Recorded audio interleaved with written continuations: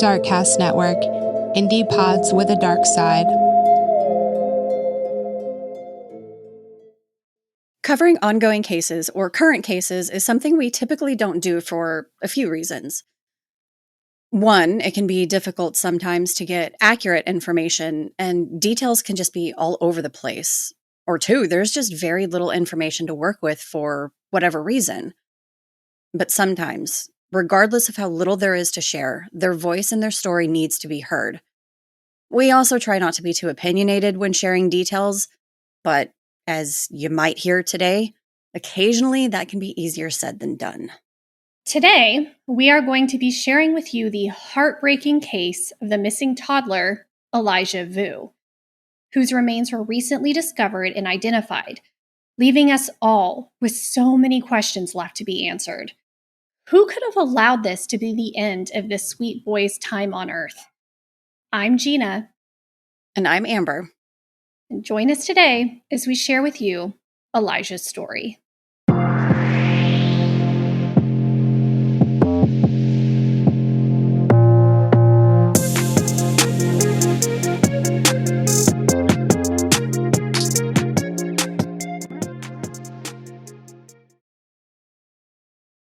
Elijah Vu was born on August 20th, 2020 to Katrina Bauer and Jimmy Vu.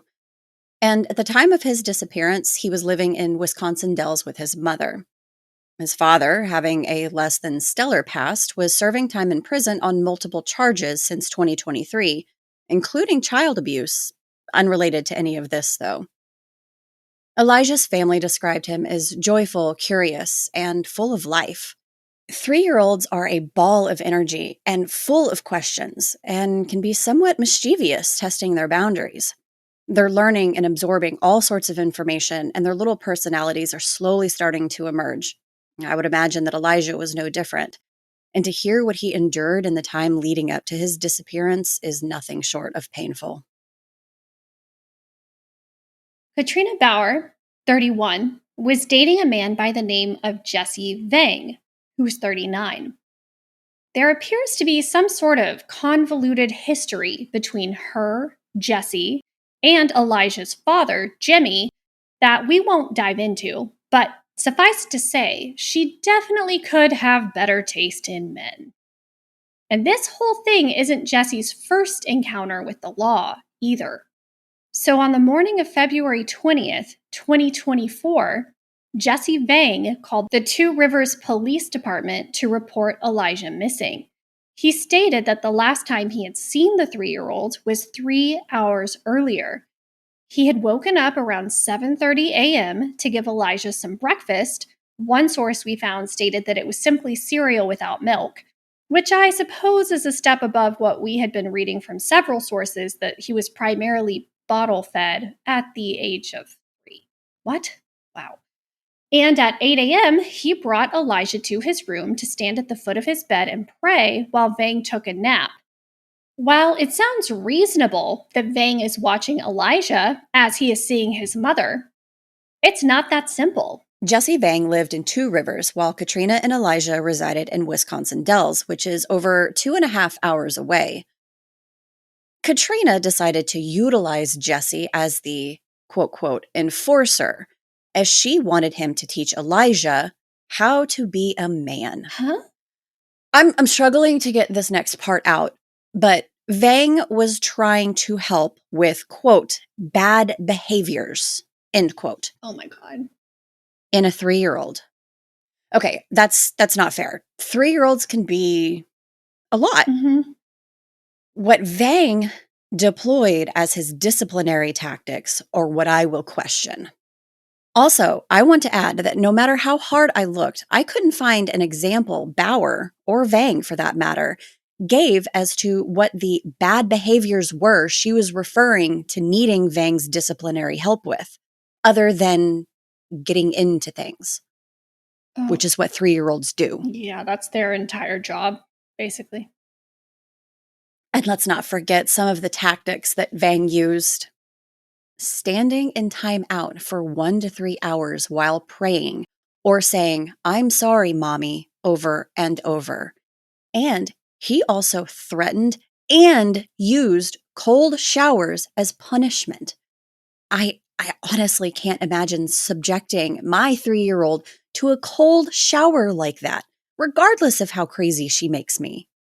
Does this woman not realize this is a 3-year-old child? Like, they don't have the mental capacity of an adult or even an older child to understand between right and wrong. Like, their entire existence is to explore and understand the world around them. And our job to teach them and guide them correctly. Correct, not punish them. Okay, I'm already mad. Cool. Yeah, let's keep going. So Elijah was reported missing on February 20th, 2024. So let's back up and go over everything leading up to that. On February 12th, Bauer leaves Elijah with Vang in Two Rivers and tells the police later that she hadn't been in Two Rivers between February 12th to the 20th or had any face-to-face contact with her son. But if you recall from our last case, cell phone data records everything, people. When the investigators pull her cell phone activity, it paints a clearer picture for them of her movements. On Tuesday, February 13th, she texted Vang about meeting up for sex at his apartment in Two Rivers. Hours later, during the early hours of February 14th, she arrives at his apartment at about 2:35 a.m. According to an amended criminal complaint, she left her 6-year-old daughter, who has autism, alone in the car for about an hour when the temperatures were near freezing. This is February in Wisconsin, by the way. Texas doesn't know how to do all 4 seasons properly, but Wisconsin does. So it gets cold there. A photo was taken on Bauer's phone around 3:13 a.m. of Elijah. A cute, sleepy picture comes to mind, but no, that's not what she captured. In the picture, Elijah's face was partially obscured by a blindfold. Bruising marred his jawline and neck, and there were more bruises on his upper left arm. As a mom, I can chalk up some bruises to the usual toddler tumbles, like the one on his arm. But the marks on his jaw and neck? That's not typical. And a blindfold? It's disturbing, to say the least. This picture was deleted within an hour of being shared. Data shows that Bauer left Two Rivers shortly after 4 a.m., so now we're tracing events up to February 15th, but the story doesn't stop there. Cell phone data reveals another troubling picture sent between Vang and Bauer via Facebook Messenger. In this image, Elijah is standing alone in the corner, his full diaper evident as his hands clasped in a prayer-like position. Oh, I almost forgot to mention. Elijah did have one toy at Vang's apartment, a small comfort that was taken from him during the time frame of February 12th through 20th. According to Vang, Elijah was kept in timeout and not allowed to play with it. His one and only toy he had at this man's apartment. Now, moving forward, the timeline gets a little confusing if it hasn't already been, so we're going to do our best. On February 16th, Bauer told the police she left Wisconsin Dells around 6 or 7 that evening, and phone data placed her at Manitowoc at about 11 o'clock p.m. Shortly after, she calls Vang and goes to Quick Trip. An hour later, she got to his appointment and told authorities she saw Elijah, quote, on the couch, but he was tired, end quote. The following morning, around 12:30 a.m., Bauer and Vang go to Manitowoc, where Vang goes into Saucy's bar alone, and Bauer goes to Quick Trip. Again, as we said, it's convoluted. Surveillance photos don't show that Elijah is with them. It's during this time frame he is supposed to be in their care.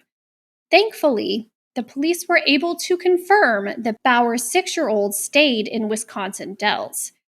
At almost 2 o'clock a.m., they go back to Vang's apartment, and then at 5 o'clock, Bauer leaves Two Rivers and goes back to Wisconsin Dells. At 4:36 a.m. on Sunday, February 18th, Vang sends a message to Bauer telling her she needs to trust him in his decisions to discipline Elijah. He says that, quote, "He did fear me, but he didn't respect me. Now I'm making him respect me," end quote. Whatever the fuck that means. Oh my God. He's 3. We're now back to February 20th.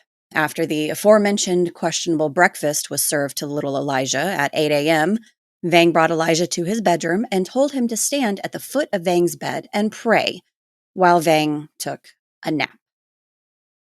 This is the last known sighting of Elijah. Almost 3 hours later at 10:59 a.m., Vang placed a call to the Two Rivers Police Department reporting Elijah missing. An Amber Alert is issued at 1:37 p.m. as police appeal for help in finding Elijah. According to the Amber Alert, Elijah is 3 feet tall, 50 pounds, with sandy-colored hair and brown eyes. He was last seen wearing gray sweatpants, a long-sleeved dark-colored shirt, red and green dinosaur slip-on shoes, and a birthmark on his knee. It was also said he might be carrying a red and white plaid blanket. At 5 p.m., locals were asked to search outbuildings, cars, and any other areas that Elijah may have become trapped or hidden. Police utilized drones and search dogs in their efforts. And that evening, Jesse Vang is arrested on suspicion.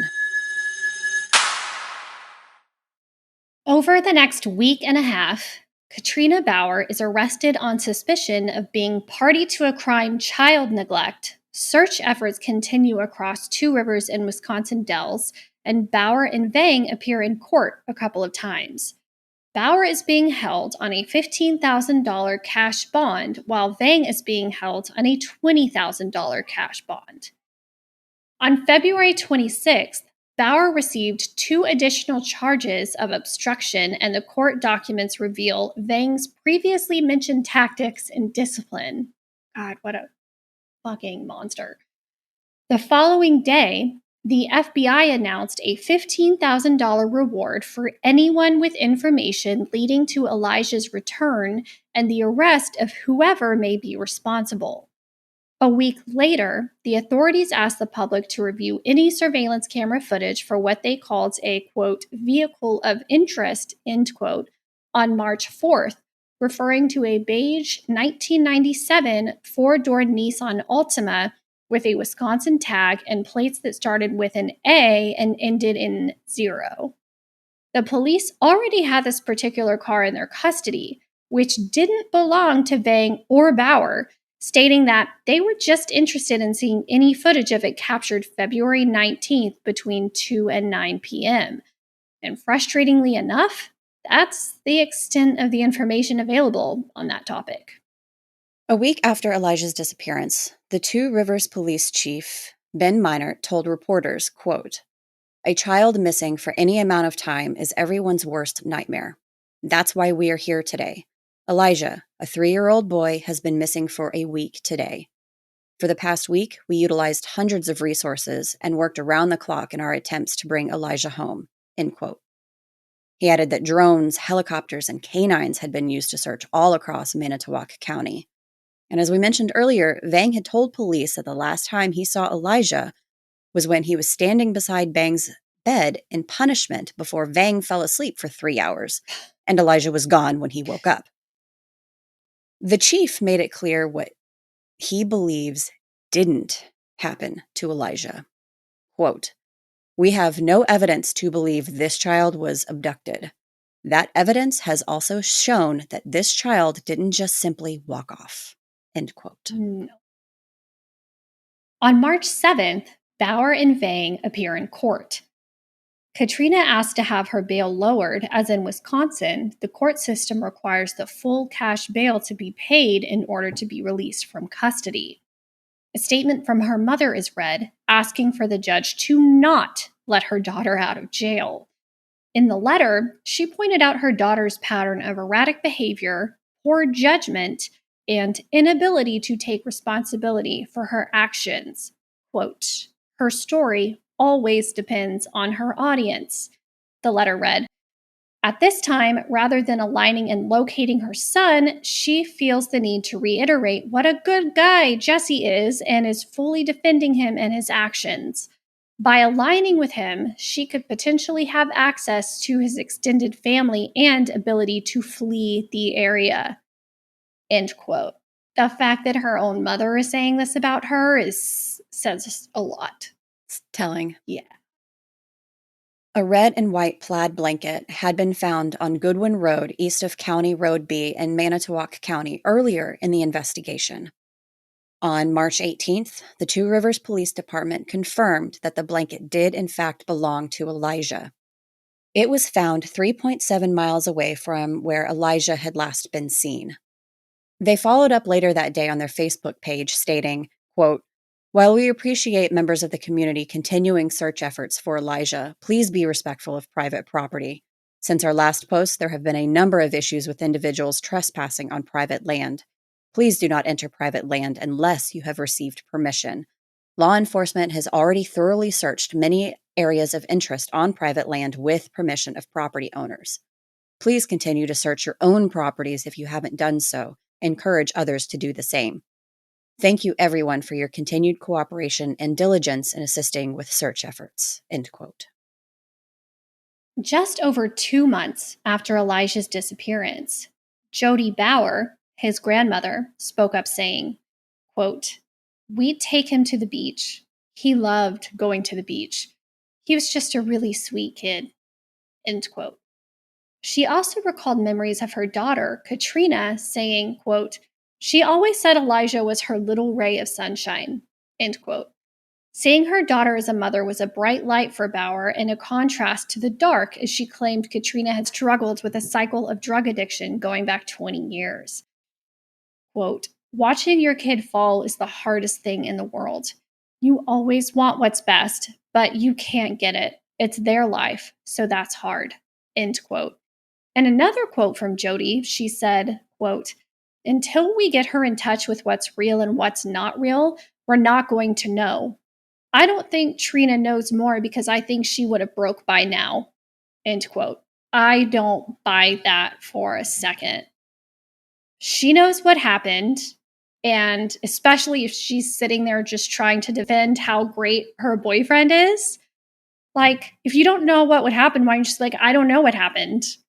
You know, and he doesn't know what happened either. Why would you be like, "Oh no, he's a great guy"? Like, what?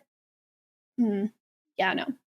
Additionally, according to Jody, during the first 3 months of the investigation, communication from law enforcement was very responsive. But after that, she usually didn't know much more than the public. And in a heartbreaking quote, she said, quote, "Elijah, we love you. The state loves you. The nation loves you. And we are never going to give up. We are never going to give up looking for him." That's a real weird statement. The state Elijah, loves we you, love the you? nation loves you? Well, I could have gone more into it, but the community of Like, really Two rallied Rivers around. and really did. They did. They decorated the town at one point with blue ribbons and stuff because blue was Elijah's favorite color. A lot of people joined in on search efforts trying to find him. There were quotes from neighbors that, had interacted with Elijah, just saying that he was just the sweetest little boy. They would see him out and he would just go, "Hi, hi, hi," just that he really was loved by the community. Okay, it makes sense. I don't know. It just like hit me wrong reading it. I was like, really? I think the whole thing is hitting you wrong, and that's why. Like, it's yeah. In contrast to what Jody believes, during a hearing on August 7th, Elijah's father, Jimmy Vu, addressed the court alleging Bauer has information on their son's whereabouts. Quote, "I would like to ask you to deny bail based on the fact that my son is still missing. We need answers, and I think Katrina Bauer has the answer." End quote. So as we said earlier, and I wasn't going to get too into the history between them, Jimmy is currently serving time in prison for multiple charges, including child abuse, and has been since before Elijah went missing. Court documentation from 2016 brings to light some troubling history between himself, Bauer, and Vang. November 2015, police responded to a hotel in Appleton where Bauer had hidden in the bathroom and attracted the attention of the hotel staff who contacted authorities. Bauer told them that she had been sexually assaulted by 2 Asian males while at the American. One of the males was identified as Jesse Vang. Bauer had told the police the men claimed her as their property, according to a search warrant. But 2 months later, Bauer asked police not to investigate the sexual assault, saying she was with Jimmy Vu and that Jimmy would take care of it. What? So, wow. Okay. I don't even know. I don't want to pass judgment. I don't even know what to say. That's a lot. A lot. They all sound like really great people. Elijah would have turned 4 years old on August 20th, 6 months since he went missing. On August 21st, the Two Rivers Police Department shared a heartfelt post about a community event held to honor Elijah's 4th birthday. The family had reached out, inviting everyone to join in remembering him. The post featured a touching digital invitation with the dinosaur theme, which read, quote, "Elijah Vu is 4 years old and not forgotten. Join us for a gathering of community members and their families to celebrate the love of a child." End quote. At the bottom of the invite were details about face painting, cake and balloon animals, all the things that would have delighted little Elijah. Tragically, just 18 days later, a new discovery would bring unexpected developments to his story. On September 7th, 2024, a deer hunter made a grim discovery: human remains on private property, just over 3 miles from where Elijah Vu had gone missing. The Manitowoc County Sheriff's Office issued a statement on their Facebook page announcing that they were actively investigating the skeletal remains but could not yet confirm details regarding the race, sex, or age of the remains. I recall at least one source mentioning that the skeletal remains found were still wearing a diaper, which was actually what prompted me to delve deeply into the case. But that could have been just media hype. And on September 13th, 2024, the Two Rivers Police Department confirmed in a press briefing, which they also live streamed on their Facebook page, that the remains had been identified through DNA testing as belonging to Elijah Vu. Assistant Police Chief Melissa Weisner expressed the collective grief and impact of Elijah's case, stating, quote, "Elijah was a little guy, but he left a huge impact on all of us, and he will not be forgotten." End quote. Katrina Bauer's next court date is a status conference on October 22nd, while Vang is due for a court conference on September 27th. And sadly, that is all the information we have at the time of recording. Elijah's remains have been recovered, but there will still be a lot more to come as there are still so many unanswered questions. Man. So we are recording this on the 15th. It was determined that it was him on Friday, just 2 days ago. So obviously, there's a lot of information about this case that we just don't know right now, but it's so important to share stories like this, especially, and it hits close to home, especially when both of us are parents and you have a 3-year-old whose birthday is very close to Elijah's. Yeah. So this is so disturbing.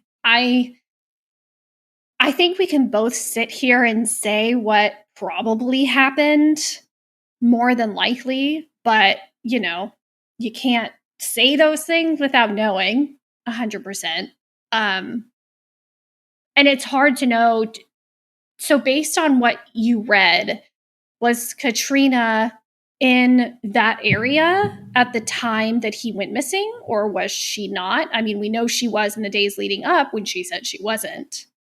No. And that's another thing with ongoing cases. There's always so much information the police cannot release because it's crucial to the investigation. Mhm. And so that's why I have so many questions, like the vehicle of interest. Right. I want to know so much more about that. Whose car was it? They never actually said who it belonged to. Do they suspect that this was possibly how Elijah was transported from Vang's apartment? And they were specifically asking for the 19th at 2 to, what was it? At a Yeah, specific later in time the frame. evening. But he went missing on the 20th? He was reported missing on the 20th. Oh. That's when Vang placed the call. That's when That doesn't Vang mean that's said when he he went had missing. exactly. That's when Vang said he last saw him standing at the foot of the bed praying. Maybe it's, once again, we don't know. It's just questions, Maybe it just was so one of many unanswered Vang's questions. friends. Maybe. And another question I have is the blanket that had been found. It had been found earlier in the investigation, but they finally confirmed that it did belong to Elijah. How close was the blanket to where his remains were actually found? They didn't say that. But how far was the blanket from where he was?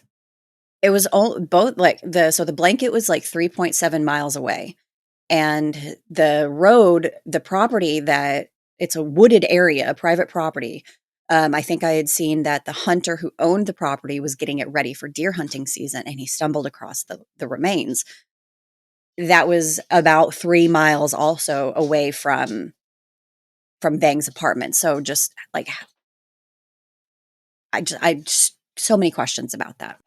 Yeah. Okay, So back to the blanket. Sorry. My question is, well, we don't know. Do we know which direction that Elijah was found from the house versus where the blanket was found? Because it's like, okay, did they say they did take him to where he was found? Did they drop the blanket along the way? Are we trying to scatter things to hide evidence? Where's a map? I would like to see more information about where all these things were located.